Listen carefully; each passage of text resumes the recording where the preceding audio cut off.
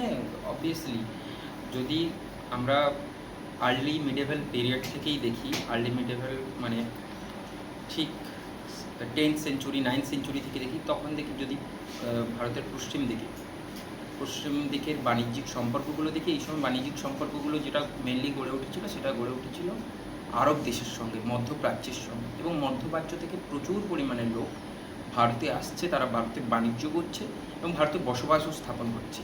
Even এমনকি এখনকার কেরালায় গেলে, কেরালা তো একদম কোস্টাল বেল্ট, ওখানে পোর্ট যে বন্দর ছিল, সেই বন্দরের মাধ্যমে মধ্যপ্রাচ্যের সঙ্গে বাণিজ্য হতো। এবং সেই বাণিজ্যের সবচেয়ে বড় একটা গুরুত্বপূর্ণ বিষয় ছিল কালচারাল এক্সচেঞ্জ। এবং সেই কালচারাল এক্সচেঞ্জের জন্য আজও কেরলে যেই ধরনের যারা আরবি মুসলমান থাকে, যারা যেই ধরনের মুসলিমরা যেই কালচার ফলো করে, সেই কালচারটা অনেকটা সিমিলার টুয়ার্ডস আরব কান্ট্রিজে যেই রকমের সেলিব্রেশন হয়, মুসলিম কালচার সেলিব্রেশন হয়, সেই ধরনের কালচার সেলিব্রেশন আজও কেরলে হয়। কেরলে একটা বিশেষ প্রকার উৎসব হয় ওনাম, ডিউরিং মনসুন ওনাম হয়। সেই ওনাম কালচারটা actually belong from middle east, ওখানেই ওই কালচারটা সেলিব্রেট হতো। কিন্তু আজও কেরলে হিন্দুরা ওনাম সেলিব্রেট করে। এটা ডিউ টু কালচারাল ইনফ্লুয়েন্সের জন্য হয়। যদি তমলুক, তোমাদের বাড়ি ওখানে, তো তোমরা যদি তমলুক যাও, তমলুকের আর্কিটেকচার যদি দেখো, আর্কিটেকচার স্থাপত্যের ডিজাইন যদি দেখো, তমলুকের স্থাপত্য প্রচুর পরিমাণে influenced by the Buddhist and Jain structure. ওখানকার যে পুরনো রাজরাজাদের যে পুরনো দাস বংশ ছিল, সেই দাস বংশের যেসব স্ট্রাকচার খুব সামান্যই আছে, সেগুলো ইনফ্লুয়েন্স বাই মানে প্রচুর পরিমাণে জৈন। এবার জৈন কালচারটা আমাদের দেশে কয়েকটা জায়গায় সীমাবদ্ধ হয়ে থেকে গেছে। তার মধ্যে সবচেয়ে বড় হচ্ছে গুজরাট হচ্ছে জৈন যে রিলিজিয়ন, সেটা সেলিব্রেশনের জন্য বিখ্যাত। কিন্তু এখন যদি মানে বাংলার কোথাও সেই জৈন স্ট্রাকচার দেখা যায় না, কেবলমাত্র তমলুকে দেখা যায়, সেটার একটাই কারণ হতে পারে যে ওই সময় তাম্রলিপ্তের মাধ্যমে গুজরাটের মধ্যে যে বাণিজ্যিক সম্পর্ক তৈরি হচ্ছিল, ওখান থেকে মানুষ আসছিল এবং এই সেলিব্রেশনটা করছিল, এই কালচারাল এক্সচেঞ্জটা এরাও অ্যাডপ্ট করেছে, তারাও অ্যাডপ্ট করেছে।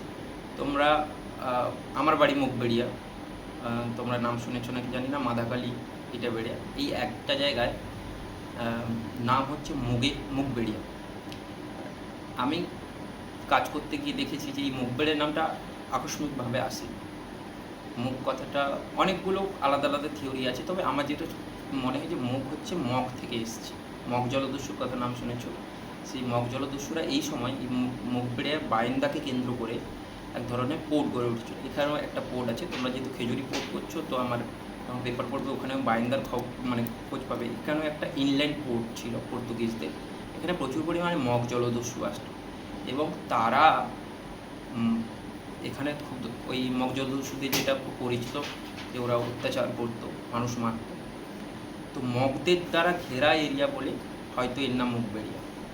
আর এখানে কেন মগ ছিল তার অনেক মানে এখানকার যে কথ্য ভাষায় তার একটা প্রভাব পড়েছে, সেই কালচারাল এক্সচেঞ্জটাও হয়েছে, সেই ল্যাঙ্গুয়েজ যে ট্রান্সফার মানে ডিউ টু মগদের কথা থেকে যেই কথাগুলো এসছে।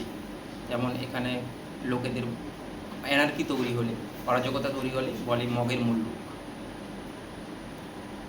মুল্লুক মানে মগদের সময়কার ওই রকমের কালচার এখানে বিলং করতো, যে মানুষ মারো কাটো এ করো, সেই এনার্কি তৈরি হলে মগের মুল্লুক। আর এখানকার একটা কথ্য ভাষায় যারা ব্যভিচারী নারী হয় তাদের বলা হয় এখানে, মানে এটা অ্যাকচুয়ালি এখন গোটা বাংলায় ইউজ হয়, কিন্তু জিনিসটা শুরু হয়েছিল এর মানে ভাষাগত গোড়া হচ্ছে মেদিনীপুরের ওই জায়গায়। এখানে ব্যভিচারী যে নারী তাকে মাগি বলা হয়। তো বলা হয় যে মগরা এই অঞ্চলের মেয়েদের পায়ে শেকল পরিয়ে রাখতো তাকে মাগি বলা হতো, এবং সেইটা ধীরে ধীরে মানে পরিবর্তিত রূপে এরকম হচ্ছে। তো এই ধরনের কালচারাল এক্সচেঞ্জ হয় ডিউ টু বাণিজ্যিক কারণে বা বাণিজ্যিক ট্রান্সফারের কারণে।